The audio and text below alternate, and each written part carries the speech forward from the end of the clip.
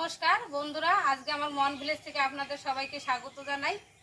তা আপনারা কিরকম আছেন? সবাই এত গরমে, বৃষ্টি নেমেছে তাও গরম থামছে না, খুবই গরম। এই গরমে ভিডিও করতে খুব কষ্ট হয়, যারা করে তারা বোঝে। সবাই ভাবে কি ভিডিও করাটা বুঝি খুবই সহজ। তা আজকে আমি একটা রেসিপি করব। এই মায়া মাছ নিয়েছি, মায়া মাছ দিয়ে এই দেখতে একটু পারলে এই কচুর বেগুন নিয়ে আসলাম। এই বেগুনটা দিয়ে এগুলো দিয়ে আমি ছোটো ছোটো 3টে আলু নিয়েছি, 3-4টে পেঁয়াজ দিয়েছি। এটা দিয়ে আমি একটা গা মাখা তরকারি করব, খেতে খুব ভালোই লাগবে, চুনো মাছের মতন।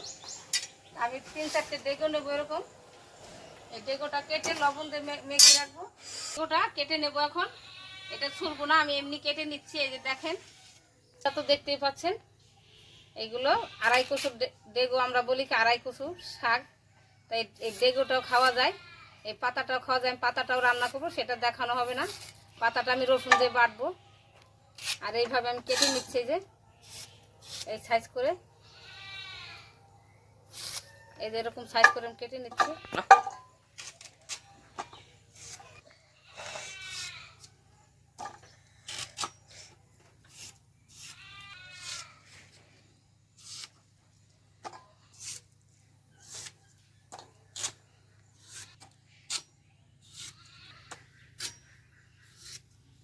ডেগো দিয়ে, মাছ দিয়ে, পুঁটি মাছ দিয়ে, দাঁড়কি মাছ দিয়ে, যে কোনো চুনো মাছ দিয়ে চচ্চড়ি খেতে খুব ভালো লাগে।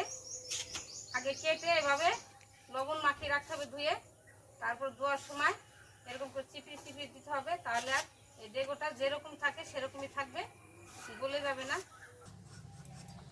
এই যে এরকম করে আমি পাতলা পাতলা করে আলুগুলো কেটে দেব।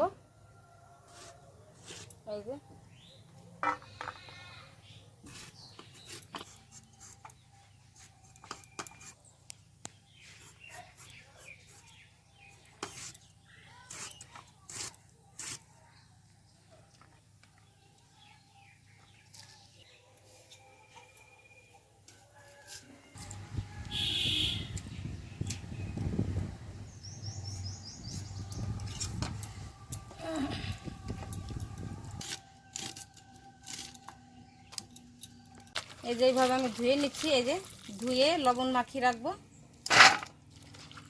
জিনিসটা গলে যাবে না। ধুয়ে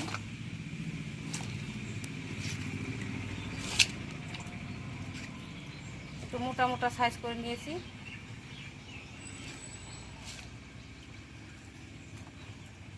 আমি এই লবণ টুক দিয়ে মেখে রাখবো ডাটাটা সুন্দর করে কচুর দেবে।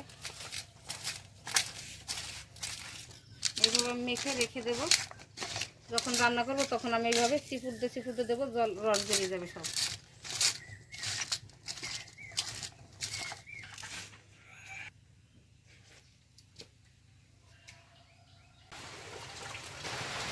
আমি তেল দিয়ে অল্প করে দুটো জিরে ভেজে নেবো তেলের উপরে।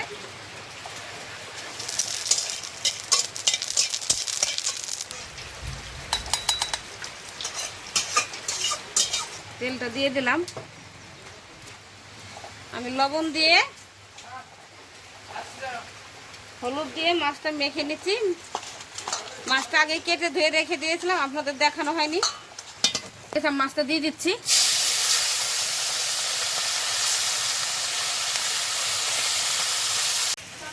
এই যে দেখেন, এই যে কত জল।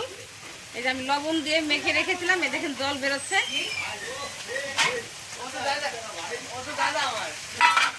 এই দেখেন কত জল, এই জলটা বেরিয়ে গেছে। এখন আর এইগুলো যেরকম সেরকমই থাকবে, গলবে না। এই দেখেন কত জল বেরোচ্ছে লবণ দিয়ে মেখে রাখার পরে। তার আগে আমি অনেক ফেলে দিয়েছি জল।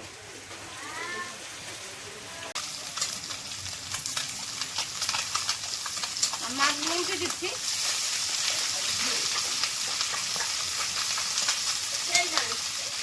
তুলে নিচ্ছি এখন।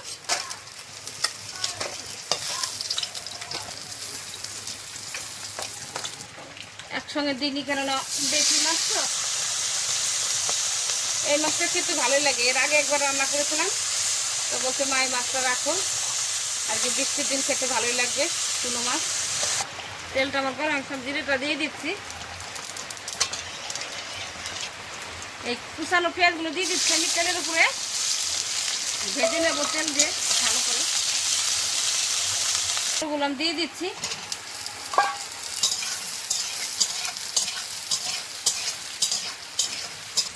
এই কচুর ডেকেগুলো আমি দিয়ে দিচ্ছি।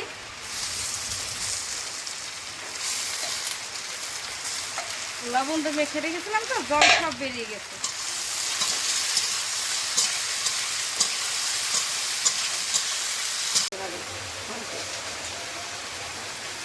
কাঁচা লঙ্কাগুলো আমি দিয়ে দিচ্ছি, নুন দিয়ে দিলাম,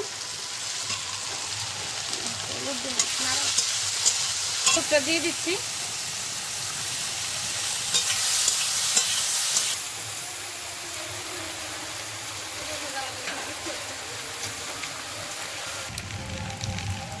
শুকনো ঝাল নেই, এটাই দিয়ে দিলাম, একটু বেশি দেবো না।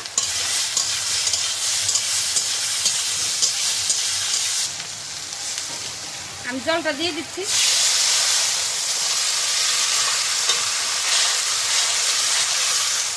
আমি বেশি জল দেবো না, পরিমাণ মতন জলটা দেবো। এই কচুর ডেকে তো বেশি জল দিলে ভালো লাগবে না, গা মাখা হলে ভালো লাগবে।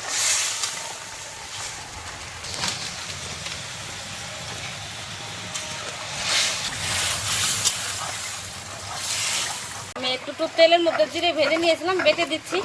আমাদের এখান থেকে বৃষ্টি হচ্ছে, তাই বৃষ্টির মধ্যে আমি রান্না করছি বাইরে। উপরে চালা আছে, জল যায় আমার পায়ের তলায়। জিরেটা তো স্টিলের কড়াই একটু বেশি হয়ে গেছে ভাজাটা, ওই জন্য কালো কালো লাগছে হালকা।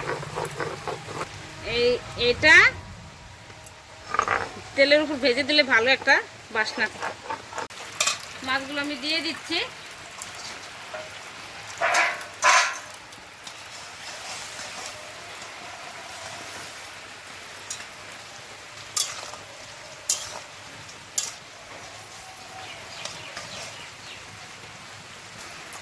জিরে বাটাটা তুলে নিচ্ছে, আমার বাটা হয়ে গেছে। জিরে বাটাটা দিয়ে দিচ্ছি এখন।